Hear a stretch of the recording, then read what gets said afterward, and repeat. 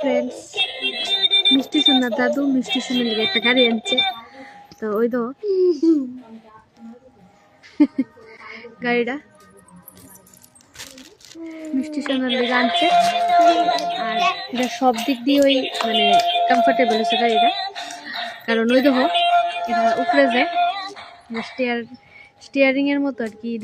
এটা যদি মানে বাম দিকে ফিরাই তাহলে বাম দিকে এই সামনে স্টিয়ারিংটাও ফিরে, আর যদি এটা ডাইন দিকে স্টিয়ারিং ফিরাই তাহলে এটাও ডাইন দিকে ফিরে। সব দিক দিয়ে কমফোর্টেবল। আবার আরেক দিকে এদিকে বেল সিস্টেম আছে। সামনে